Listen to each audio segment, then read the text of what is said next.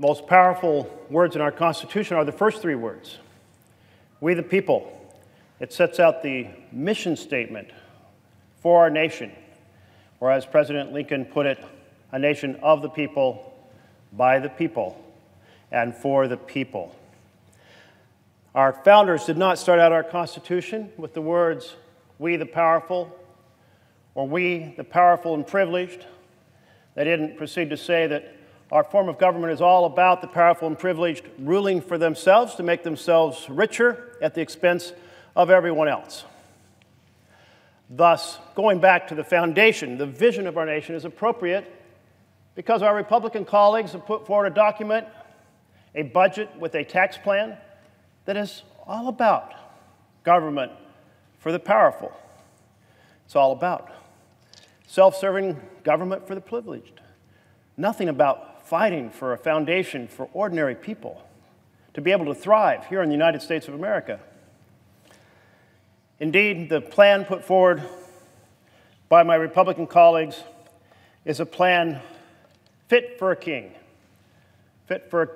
living in a gilded castle, maybe fit for King Trump living in Trump Tower, but certainly not for working America, living and striving to build the wealth of America. No, not a plan for them, a plan for the King Trumps of our nation, who believe that they can deceive the country again and again and again by putting forward an argument that they're going to do something to help the people while writing it for themselves.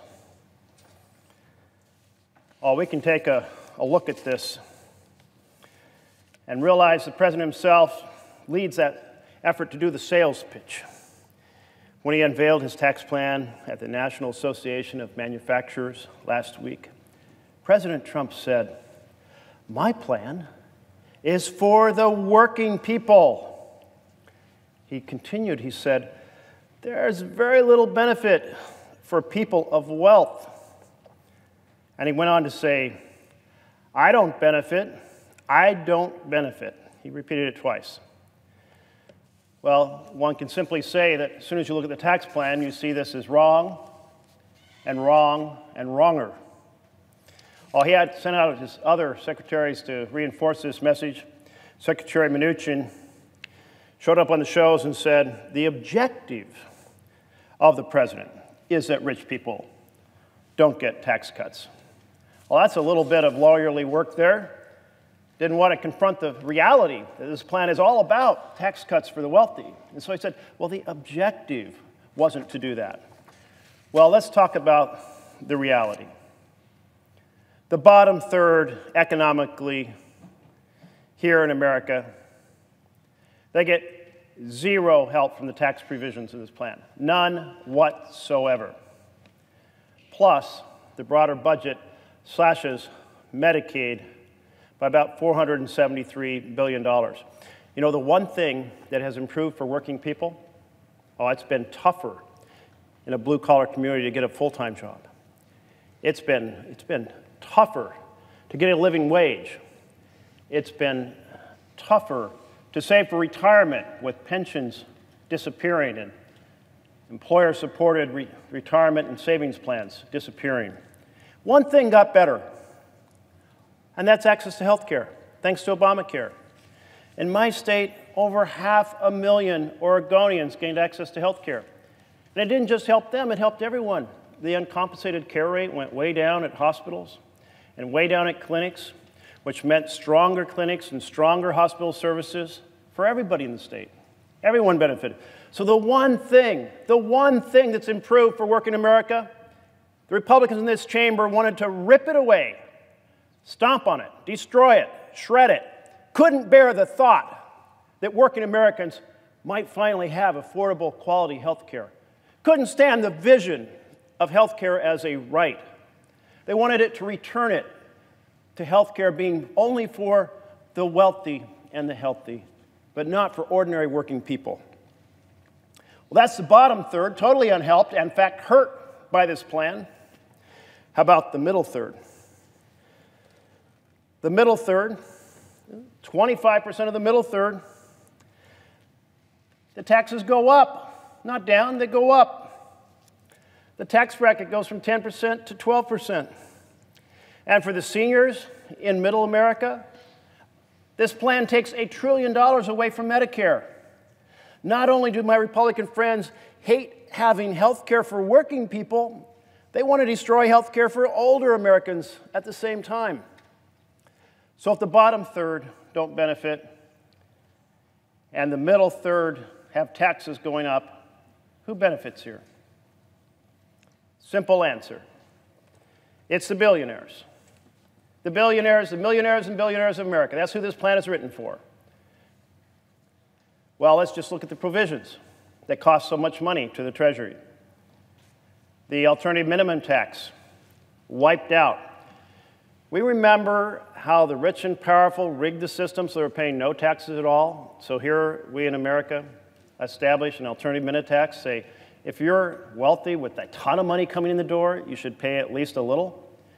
I mean, the one tax return we have for President Trump, he paid taxes because of the alternative minimum tax. That's the only reason.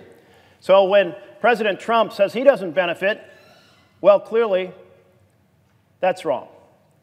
And if he knows it's wrong, it's a lie. But let's just say he's either incredibly ignorant or trying to be incredibly misleading about the fact that this would benefit him enormously to get rid of the alternative minimum tax. Well, what's the second thing it does? Well, whereas it raised the tax rate at the lowest bracket for working Americans, it lowers the tax rate for the wealthiest Americans from 39.6% to 35%. That's a pretty huge reduction that benefits people at the very top who are wealthy enough to be paying in the top bracket. Certainly, President Trump, by his own description of his own affluence, would be in that category. So clearly, he benefits enormously from that. And then, third huge provision, getting a special rate for pass-through entities. Let's say you own a big development and it generates a lot, like a shopping complex or a Trump Tower, and it generates a lot of money and you pass it through to pay your personal taxes from your limited liability corporation. Well, instead of being charged 39.6% at the current rate or 35% at the lowered rate or at the corporate rate, no, you get this special deal on this pass-through of 25%. So you pay an enormous amount less. Who benefits from this? Well, the people who own LLCs that pass through huge amounts of money are the ones who benefit from this. Who has a lot of LLCs? Who has, by various estimates, hundreds and hundreds? I heard an estimate of over 500 LLCs that the president has. So the president clearly, if he has hundreds and hundreds of LLCs passing through income that are lowered from a 39.6% rate to a 25% rate, basically a 15% reduction, he benefits enormously from this, as do all of his millionaire, billionaire friends. And finally, the estate tax. Now, this one I have to admit.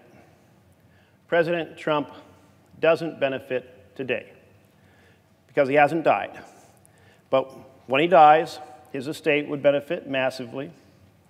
And if he's taking out insurance to be able to pay his tax bill when he dies, then he has to take out less insurance. In that case, it does benefit him today. And most wealthy individuals do that kind of insurance investment to pay the estate tax. Very small number of Americans, virtually who fall in this category, that very small number have a whole team of financial planners. And that means that, yes, even though technically he wouldn't see the tax benefit until he dies, he pays less for the preparation of paying that. So for the AMT, for the lowered tax bracket, for the pass-throughs, for the estate tax, every single one, the president benefits enormously. So there you have it. Nothing for the bottom third.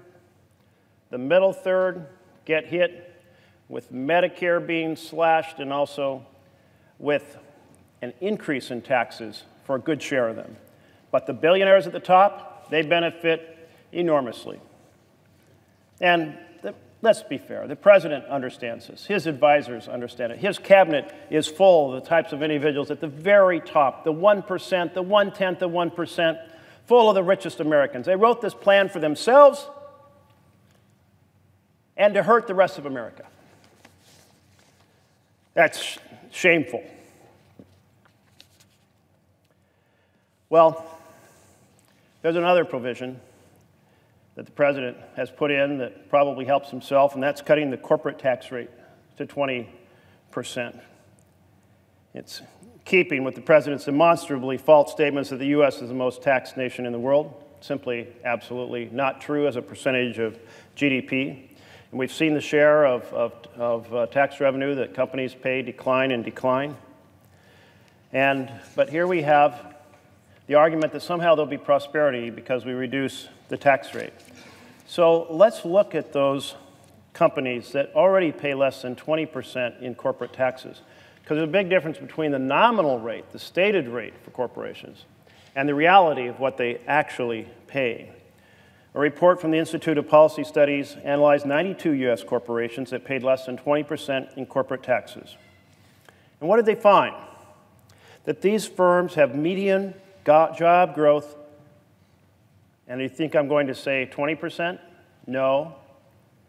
10%? No. 5%? No. 0? Nope. Negative 1%. Negative job growth, even though these companies paid less than 20% in corporate taxes. While the private sector job growth over those years as a whole was 6% positive. So those who were paying less than 20%, negative 1% growth, while the entire private sector grew with job growth at 6%. In fact, during that period, these 92 firms that were studied, in fact, just a fraction of them, 48 of them together, eliminated basically about 500,000 jobs. So they had very low taxes, and the argument is, well, they'll do more because they don't have to pay as much taxes. They'll expand the number of people they hire. But instead, they slashed 500,000 jobs. Just 48 of these firms that pay less than 20%. Oh, and what happened to the CEOs of those firms? Oh, their salaries went through the roof. Part of the plan here, you cut as many people as you can, and if you have net profit increase, and sometimes even when you don't, you get a big increase. So if we take this as a model of what the president wants to achieve, he wants to empower other companies to follow this track of having this model of slashing hundreds of thousands of jobs and jacking up the salaries of the already richest CEOs in the country. Who were these companies? AT&T had an effective tax rate of 8%. Wouldn't it be nice for middle-class America to have an effective tax rate of 8%? While they had that beneficial 8% tax rate, they slashed 80,000 jobs and doubled their CEO's pay to $28.4 million. Think of how many ordinary working people would have had a better life. They'd raise their pay by $1 an hour. By $1 an hour. But no, the CEO slashes 80,000 jobs and arranges to pay himself $28.4 million. Or how about GE, which boosted its CEO's pay nearly $18 million in 2016 while cutting 14,700 jobs over 9 years and achieving a negative tax rate. A negative tax rate. Get that. They didn't pay $1 to the national treasury. Not $1. They had a negative tax rate. The company got more money back from the government than it paid in taxes. Well, how about ExxonMobil? Between 2008 and 2015, they had an effective tax rate of 13.6%. Well, that's way below 20%. So, did we see in that time period a significant growth in the number of people they employed because they got this hugely beneficial 13.6% tax rate? No, we did not. In fact, they cut their workforce by a third, their global workforce by a third. And at the same time, the CEO of that company, who just happens to be our Secretary of State at this moment, saw his compensation grow to $27.4 million.